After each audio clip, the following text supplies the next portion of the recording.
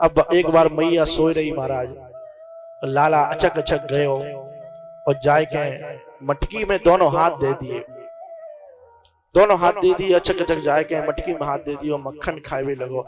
मैया ने देखो लाला ना है, मैया भगी भगी गई तो लाला मक्खन खाए रहे हो। मैया ने कहा लाला अरे तो मक्खन खाना हो तो मुंह कह दे, तो ऐसे चोरी चोरी मक्खन काय को खा रहे हो। भगवान ने कहा नहीं नहीं चोरी चोरी ना खाए रहे, अब तू तो मैया सोई रही थी, अब तो मैंने सोची कि अकेले ही तो कहा जगाऊं, तू परेशान है जाए पूरे दिन काम करे तो मैं अकेले आके मक्खन खाए भी लगो। मैया ने कहा कोई बात ना है, अब आ गए थे कबू सुने तो भूख लगे तो मुझे जगाए लियो मक्खन के ताई। बोले ठीक है मैया। भगवान ने कहा पकड़े नहीं गए, इस बार बच गए। दूसरी बार भगवान ने चोरी करी। ये जो लीलाएं हैं आनंद की लीलाएं हैं भगवान की। दूसरी बार चोरी करने के लिए गए और महाराज मटकी में जैसे ही दोनों हाथ डाले मक्खन खाने लगे। मैया ने दूसरी बार पकड़ लिया। बोले अब मुझे पता पड़ गई तू मक्खन चुराव है? घर में इतना मक्खन तो मिले तब तू चोरी करे मक्खन की। बोले मैया सच बता रहा हूं मैं मक्खन ना चुराऊं, मैं काय को चुराऊंगा मक्खन। तो बोले क्यों आयो फिर यहाँ? कि देख मैया तो सच बता रहा हूँ, तेने मेरे हाथ में ये मोटे मोटे कड़े पहनाए गए हैं हिरन जैसे, अब यहाँ की तपन मोह लग रही, ये तपने लग रहे तो मेरे हाथ जल रहे, तो मैंने अपने हाथ मक्खन में दे दिए तो मेरे हाथ ठंडे पड़ गए, या मैं चोरी कौन सी कर ली। मैया ने बोला अच्छा तो तेरे मुख पे कैसे मक्खन लग गया ये, तू कह रहा हो चोरी करके मक्खन ना खा रहे हो तो।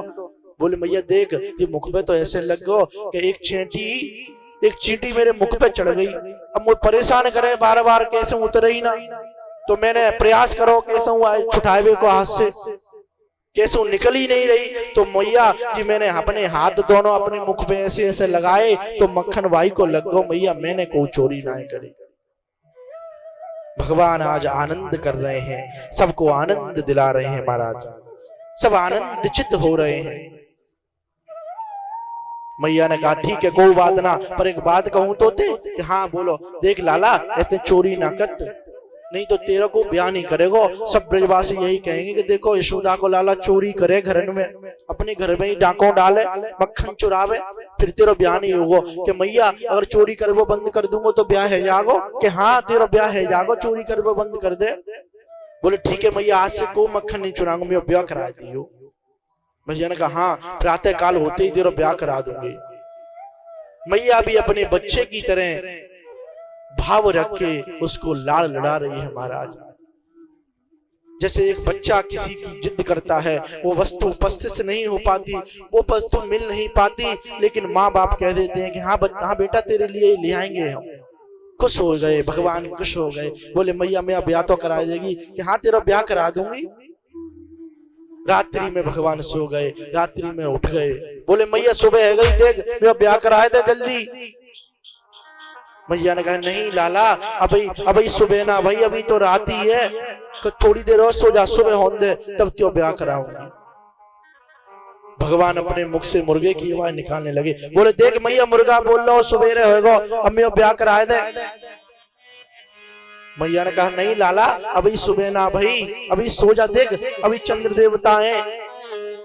मैया ने चंद्र देवता को दिखाया। जब मैया ने चंद्र देवता को दिखाया तो बोले हाँ अभी तो रात है, भगवान सो गए।